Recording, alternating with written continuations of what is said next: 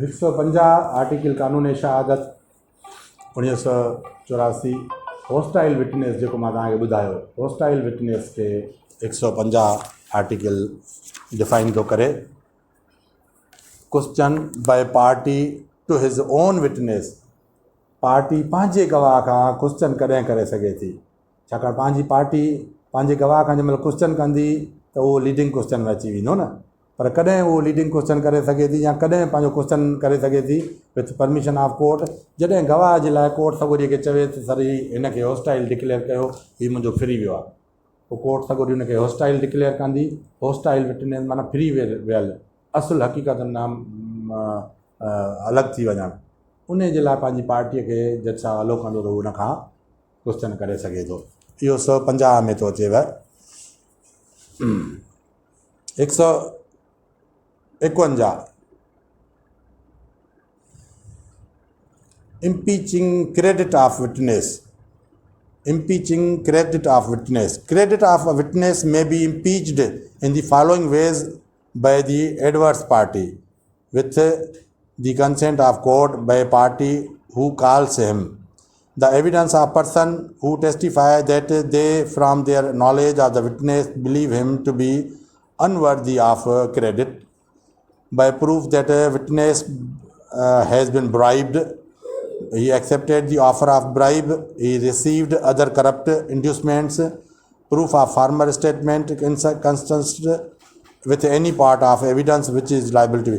and impeaching credit of witness गवाह जो मयार जेको आहे गवाह जे मयार खे ख़तमु करणु उन जी गवाहीअ जे मयार खे गवाह जे गवाहीअ जे मयार खे इम्पीच करणु ख़तमु करणु त सर हीअ जेका गवाही ॾिए पियो थो उन जा प्रूफ आणणु त हीअ हिन हिते पैसा पियो थो वठे हिन जो हिते वास्तो आहे हिन हिते सिफ़ारिश ॿुधी आहे हीअ करप्ट आहे फलाणनि करप्शन जे हिननि जे मथां हीअ एक्शन खयल आहिनि सो हिन जी गवाहीअ खे तव्हां बिलीव न कयो हिन ते पहिरियों अहिड़ियूं इंक्वायरियूं हलियल आहिनि हीअ 182 में जीअं कंहिं ते का FIR थींदी आहे उहा B क्लास थींदी आहे उन ते 182 कार्रवाई थियल हूंदी आहे त हीअ कूड़ियूं गवाहियूं ऐं कूड़ियूं FIR थो कटे अहिड़ो को मटीरियल खणी अचणु पोइ उन सां हुन जे गवाह जे गवाहीअ जे मयार खे इम्पीच करे सघिजे थो ख़तमु करे सघिजे थो इहो 151 आर्टिकल में आहे ऐं कॾहिं कॾहिं CRPC में हिकिड़ो 363 आर्टिकल सेक्शन ॾिनल अथव उहो बि इन सां वास्तेदार अथव 151 सां 363 CRPC जंहिंखे असां चवंदा आहियूं डिमोनियर विटनेस माना क्वेश्चन क्रास जो वकील कयो हीअ नटाए वल्टाए के औरतूं कॾहिं कॾहिं वकड़ हणंदियूं आहिनि या रंग रूप ॾेखारे सियाणे थियण जी कोशिशि करे चरे थियण जी कोशिशि करे गवाहीअ में जवाबु ॾियण में क्वेश्चन कजेसि हिकिड़ो जवाबु ॾिए ॿियो जंहिंजे लाइ पहिरियों आर्टिकल ॾसियलु आहे हू में टेस्टिफाए कंहिंखे माना गवाही रिकॉर्ड कजे जेको सही तरीक़े सां सुवालु ॿुधे ऐं सही तरीक़े सां अकुलमंदीअ सां पंहिंजे सां जवाबु ॾिए जेकॾहिं न हीअ वकील हीअ कोर्ट जे कटहरे में हीअ ड्रामा करे रंग रूप करे हिकिड़े सुवाल जो ॿियो सुवालु वठे जवाबु ॾिए त उन जे गवाह जे गवाहीअ जे मयार खे कोर्ट सॻोरी इम्पीच करे छॾींदी उनखे उहो मयार न ॾींदी 153 आर्टिकल्स कानून शहादत आर्डर 1984 फार्मर स्टेटमेंट पहिरियां ॾिनल गवाही of witness may be proved to corroboration later testimony as same facts Former statement of witness may be proved to corroborate later testimony as to the same fact. हिकिड़ो माण्हू गवाही ॾेई वियो आहे पहिरीं उन खां पोइ वरी उन जे लाइ हिकिड़ो को डॉक्यूमेंट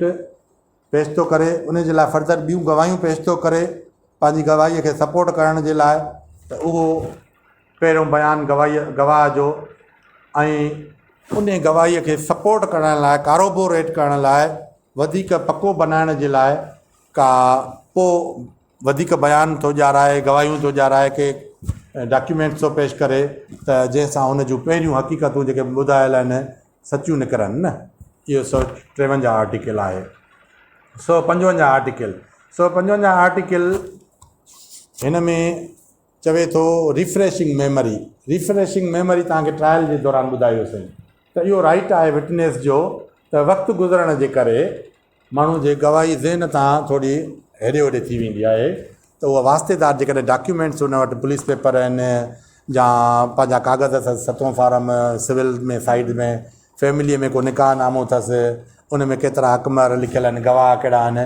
त रिफ्रेश मेमरी पंहिंजी करे सघे थो पहिरियां 155 में आहे इहा 155 आर्टिकल रिफ्रेश मेमरी उनजो राइट आहे त पंहिंजो मेमरी फ्रेश करे पोइ पंहिंजी गवाही ॾिए ऐं तव्हांजो क्रास में बि राइट आहे त हुन खां तव्हां पुछी सघो था पहिरियों क्वेश्चन बाबा तूं हीअ गवाही ॾियण खां पहिरियां मेमरी फ्रेश करे आयो आहीं ॿाहिरि तोखे पंहिंजे वकील या पंहिंजे प्रोसिक्यूटर पननि तां पढ़ाए यादि करायो आहे तव्हांजो क्वेश्चन बि राइट ठहे थो इन जे रिफ्रेश मेमरीअ लाइ तव्हां करे सघो था पर इहो हुनजो राइट आहे 155 आर्टिकल तहत त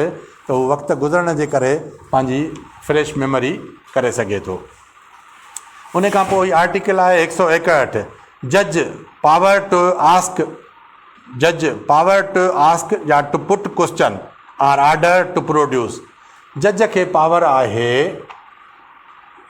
त को क्वेश्चन अराइज़ करे को क्वेश्चन पुछे विटनेस खां चीफ कराए वियो पंहिंजो वकील आॾी पुछा कराए थो ॿियो वकील पियो पर उहो क्वेश्चन नथो पियो करे जंहिंजे लाइ जज साहिबु माना मुंझो वेठो आहे त हिन कंट्रोवर्सरीअ तहत जेकॾहिं हीउ क्वेश्चन वकील करेसि त माना ॻाल्हि हेॾे होॾे थी वेंदी न ऐं थी सघे उहो वकील सायो करे बि उहो क्वेश्चन नथो पियो करेसि त जीअं मुंझारो ई रहंदो रहे उहो जज खे पावर आहे इन आर्टिकल 161 जो अॻारो मां ज़िक्र करे वियुसि आर्टिकल 161 में वकील उनखे नथो रोके सघे साईं तव्हां इहो क्वेश्चन न कयोसि वए जज has power to ask the question from witness खां जज को क्वेश्चन पुछी सघे थो ऐं ऑर्डर टू प्रोड्यूस ऑर्डर बि करे सघेसि थो त का न का शइ पनो डॉक्यूमेंट इन जे बारे में पेश कर जज खे पावर आहिनि 161 आर्टिकल तहत त का बि शइ हुन खां पुछे ऐं का बि शइ हुनखे चए त पेश कर 163 article acceptance or denial of claim on oath not applied in criminal and hudud civil side ते फैमिली साइड ते 163 आर्टिकल तहत कॾहिं कॾहिं ॿई धुरियूं आमादा थी वेंदियूं आहिनि त साईं क़ुर शरीफ़ ते हथु रखी हीअ माण्हू हीअ ॻाल्हि करे त मां दावादात कयो मुखालिफ़ चवंदो आहे सर क़ुर शरीफ़ ते हथु रखी ओथ ते ई बयान ॾिए त मां इहा शइ भरे थो ॾियां सिविल जे मैटरनि में फैमिली जे मैटरनि में या मॉनिटरी या कोई मतिलबु लैंडेड प्रॉपर्टीज़ जे मैटर्स में इहो ला हलंदो आहे 163 आर्टिकल त ऑन ओथ हीअ चवंदो मां एक्सेप्ट कंदुसि ऑन ओथ जा ही डिनायल करे इन शइ जो त मञी वेंदी हुनजो इनकार त इहा शइ कान वाक़ई कई आहे हिन on oath acceptance or denial of claim कंहिं बि दावा जी क़बूलियत करे या उन तां इनकार करे पर ऑन ओथ उन में पोइ ट्रायल न हलंदो उन जी वरी अपील बि न थींदी उहो प्रॉपर ओथ हुजे तरीक़े सां उन जी अपील बि न थींदी उन जो वरी जेको आहे सो ट्रायल फर्दर न हलंदो उन ओथ ते स्पेशल हिकिड़े तरफ़ खां ऑफर ईंदी ॿियो उहो एक्सेप्ट कंदो पोइ उहो ओथ ॾिनो वेंदो हिकिड़ो चवंदो साईं मां ऑफर ॾियां थो ऑन स्पेशल ओथ मुंहिंजो मैटर डिसाइड कयो वञे ॿी धुर उन खे एक्सेप्ट करे त सर हिन खे स्पेशल ओथ ॾियो या हू स्पेशल ओथ जे लाइ ऑफर हुनखे थो ॾिए त साईं इहो स्पेशल ओथ खणे त उहो एक्सेप्ट करे त मां खणां थो या नथो खणां पोइ इहो स्पेशल ओथ ॾिनो वेंदो ऐं हिन स्पेशल ओथ ॾियण खां पोइ जेका हक़ीक़त आई उहा हुन ते पए थी त हू भरींदो हुनखे छॾणी थी पए त हू छॾींदो उनजो ट्रायल न हलंदो पोइ स्पेशल ओथ जा मैटर्स फैमिलीअ में सिविल में डिसाइड करे सघजनि था पर क्रिमिनल में न थींदो त साईं क़ुर ते कसम खणे त भई मां जवाबदार न आहियां क्रिमिनल में इहो 163 आर्टिकल न हलंदो आहे हुदूद लॉ में बि न हलंदो आहे जेको कानून इस्लामिक लॉ आहे हद वारो हुदूद लॉ उन में इहो स्पेशल ओथ न हलंदो आहे अप्लाई न थींदो आर्टिकल 164 ते था अचूं 164 article productions of evidence that has been available because of modern device. अॼुकल्ह जेके इहे मेमोरी कार्ड अची विया आहिनि, वीडियो लिंक्स अची वियूं आहिनि, माना वीडियो विजुअल आहे या ऑडियोएबल का शइ अचे थी, इहे जेके प्रोडक्ट इन जे थ्रू का गवाही पेश कजे कोर्ट में विजुअल तस्वीरी शिकिल में, वीडियो जी शिकिल में या ऑडियो जी शिकिल में, वॉइस जी शिकिल में, त उहे जेके हाणे मॉडर्न डिवाइसिस अची वियूं आहिनि, audio video CD modern devices जेके मेमोरी कार्ड्स आहिनि, इन जे थ्रू जेका तव्हां गवाही पेश कयो था फर्दर पंहिंजे असुलु इल्ज़ाम खे हक़ीक़तुनि खे प्रूव करण लाइ 164 आर्टिकल में इहा परमिटेड आहे कानून शहादत आर्डर 1984 में। बाक़ी 1965 ओवर राइड जी लॉ आहे, अदर लॉज, ही स्पेशल लॉ जेको आहे कानून शहादत जो जेॾीमहिल आयो आहे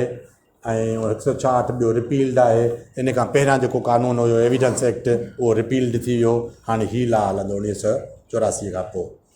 ओवर राइड थी वियो, ईअं त माना पोयों जेको शयूं आहिनि हक़ीक़तूं आहिनि 1984 खां पहिरियां उन्हनि ते ही अप्लाए न थींदो, उन्हनि ते अप्लाए कानून शहादत न थींदो। पर कानून शहादत जूं जेके आर्टिकल्स 100 जीअं आहे 30 इयर्स ओल्ड डॉक्यूमेंट, 1984 खां पोइ 85 में को अहिड़ो डॉक्यूमेंट अची वियो ऐं उहो 30 इयर्स ओल्ड हुयो, या 2001 में या 2004 में 6 में 10 में ओल्ड ईयर माना 30 इयर्स ओल्ड हुयो 84 खां 1984 खां पहिरियां जो हो त बिलीव कयो वेंदो। अहिड़ो स्पेशल आर्टिकल हिन में वरी कानून शहादत में ॾिनो वियो आहे। ऐं हिकिड़ी शइ जीअं माना वरी आर्टिकल 79 बि ॾिनो वियो आहे, एटलीस्ट 2 गवाह एग्ज़ामाइन ज़रूरु करणा आहिनि। हाणे हिकिड़ो 30 साल छा 60 साल खां पहिरियां जो डॉक्यूमेंट आहे, उहे विटनेस ज़िंदा थोरे ई हूंदा, जो 79 आर्टिकल ज़रूर बि ज़रूरु लॻे त हिन सर्ब विटनेस अटेस्टिंग हलाया ई कोन्हनि। हू जेकॾहिं रीज़न खणी थो अचे सरी 2 डेथ सर्टिफिकेट आहिनि, उहे ॿई गुज़ारे विया आहिनि। हीउ डॉक्यूमेंट ओरिजिनल खणी आयो आहे जेको old 30 years over old 30 years document आहे, त हुनखे प्रिज्यूम कयो वेंदो कोर्ट सगोरी एज़ अ जेन्युइन। ऐं उन ते आर्टिकल 79 न लॻंदो जेकॾहिं उहे ॿई गवाह या उन डॉक्यूमेंट अटेस्टिंग विटनेसिस जेके आहिनि गुज़ारे विया हुजनि या उन्हनि जो मिलणु मुश्किल हुजे न। इहो हुयो तव्हांजो कानून शहादत जा 166 आर्टिकल, जंहिंजे बारे में तव्हांखे असांजे ज़हन में जेका नंढी थोरी घणी नॉलेज हुजी, थोरो घणो असां थी सघे ग़लति थी सघूं था, सभु को कुल कोन्हे, इंसान ख़ता जो घर आहियूं। सो जेका ग़लती ऐं ग़लति गाइडेंस अची वई हुजे उन जे लाइ असां माज़रत ख़्वाह आहियूं, माफ़ी गुज़ार आहियूं। ऐं जेकॾहिं हीअ वीडियो ऐं हिन जे दौरान कुझु दोस्त पंहिंजो अॼुकल्ह मुतवक़ आहिनि सिविल जज जूं टेस्टूं ॿुधंदा ऐं डिटेल सां हिन ते गौर कंदा त ॾाढो बहितरीनु आहे। वधीक वरी असां हिकिड़े ॿिए लॉ ते सुभाणे खां वठी वरी हिन ते डिस्कस कंदासीं, सवलाईअ सां पेश कंदासीं।